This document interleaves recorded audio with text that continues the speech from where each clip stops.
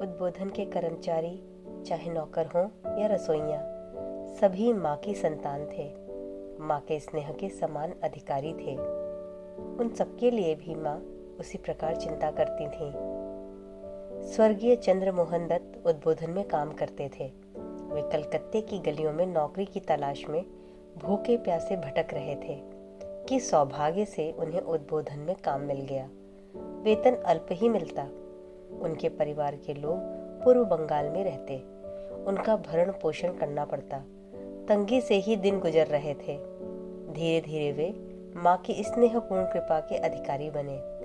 आवश्यकता अनुसार वे माँ का छोटा बड़ा काम कर दिया करते। माँ भी उन्हें स्नेह करती, पेट भर अच्छा प्रसाद खिलाती। धीरे धीरे चंद्रबाबू के दिन फिरे।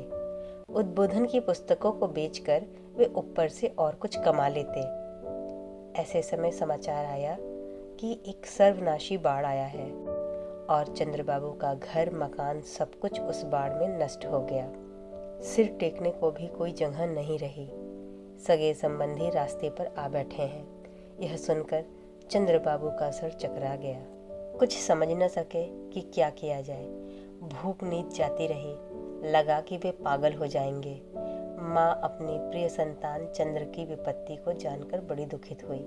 उन्होंने अकेले में चंद्र को बुलाया और कहीं से इकट्ठे किए गए 300 रुपये उनके हाथ में देकर स्नेह भरे स्वर से बोली, देश चले जाओ और उनकी कोई व्यवस्था कराओ। माँ का शुभ आशीर्वाद पाकर डूबते चंद्र को किनारा मिला। वे देश गए और नई जमीन खरीदकर अपने रिश्तेदारों को फिर से घर में बसा कर आए। चंद्रबाबू ने माँ की इस अहेतुक कृपा की बात भक्ति भरे चित्त से, भावरुद्ध कंठ से हमें बहुत बार सुनाई है।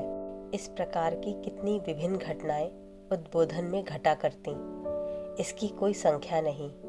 विभिन्न भाव और विभिन्न स्वभाव वाले अनेकों संतानों को स्नेह पाश में बांधकर उद्बोधन के उस छोटी जगह वाले मकान में माँ ने जो एक अद्भुत माहौल खड़ा किया था, उसे देखकर लगता था कि हे सर्वस्व हृदय संस्थिते महामाया, इस विशाल वैचित्र्यपूर्ण जगत को, जहाँ दो वस्तुओं में कोई समानता नहीं दिखती, व्यवस्थित रूप से चलाना तुम्हारे ही द्वारा संभव है। उद्बोधन में रहने से माँ को शारीरिक श्रम कम ही करना पड़ता। संसार की जिम्मेदारियां वहाँ कम होने से मन भी हल्का रहता। फिर अंतरंग संतानों द्वारा सेवा और सुख सुविधा का ख्याल किया जाता। भोजन आवास का प्रबंध भी ठीक होता। स्थान और जलवायु अच्छी होने से स्वास्थ्य भी ठीक रहता। उधर जयराम बाटी में सब प्रकार की असुविधा थी, कष्ट था। उसके ऊपर फिर मलेरिया का प्रकोप। फलस्वरूप वहाँ स्वास्थ्य ठीक न रहता और कुछ ही दिनों में माँ का शरीर टूट जाता। देहधारी मात्र यह चाहता है कि उसका शरीर आराम और सुख से रहे, पर माँ का मन अपने शरीर के आराम आदि के प्रति सर्वथा उदासीन रहता। वे तो बस संतानों की सुविधा और आराम की देखा करती।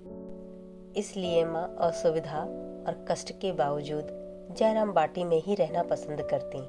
वहाँ रहने से जैसे एक ओर दूर से आए भक्तों को माँ के दर्शन की अधिक सुविधा प्राप्त होती, वैसे ही दूसरी ओर माँ भी इन संतानों के प्रति इच्छा अनुसार स्नेह ममता प्रदर्शित कर पाती और उनकी सुख सुविधा का अधिक ख्याल कर पाती। अन्य और भी कुछ कारणों से माँ गांव में रहना पसंद करती। वे कारण संभवतः यह हैं। शहर की दबी घुटी हवा की अपेक्षा गांव का खुला परिवेश उन्हें अच्छा लगता था।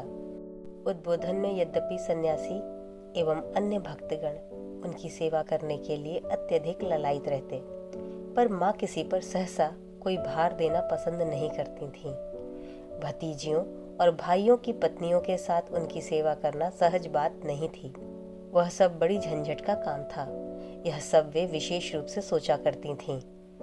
राधी कई कारण से गांव में ही रहना पसंद करती थी और माँ उसे छोड़कर रहना नहीं चाहती थी। राधी को उद्बोधन में रखने के लिए महाराज लोगों ने कितनी कोशिशें की।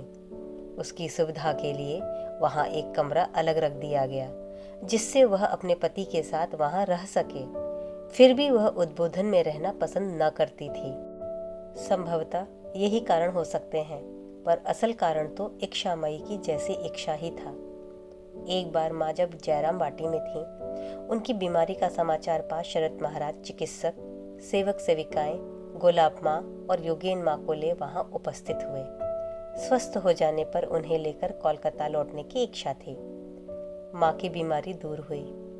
महाराज इस प्रयत्न में लगे कि माँ की दुर्बलता दूर हो। 1 महीने तक वे रुके रहे।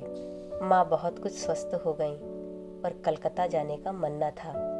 मन की बात समझकर शरद महाराज भी मौन थे, कुछ कहते न थे।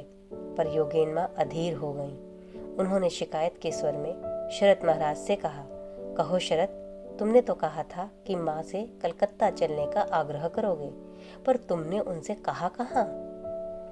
शरद महाराज सिर झुकाकर मौन ही बने रहे।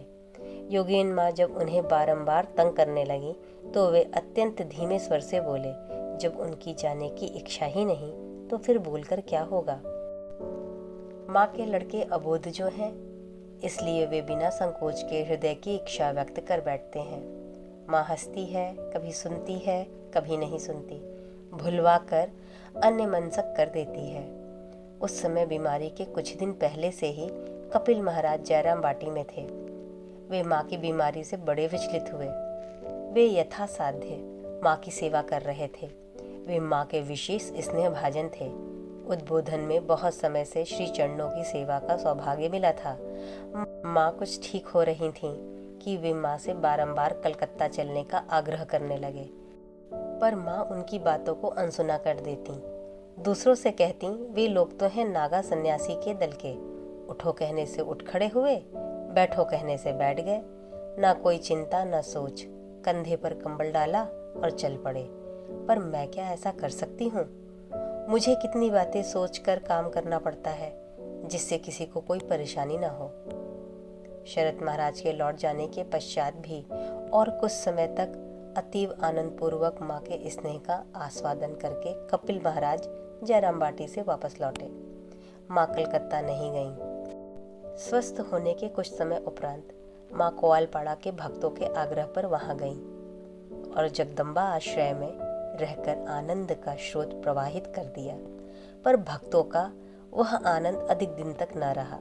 माँ पुनः मलेरिया की शिकार हो गईं। फिर से कलकत्ते से पहले के चिकित्सक और सेवक आए।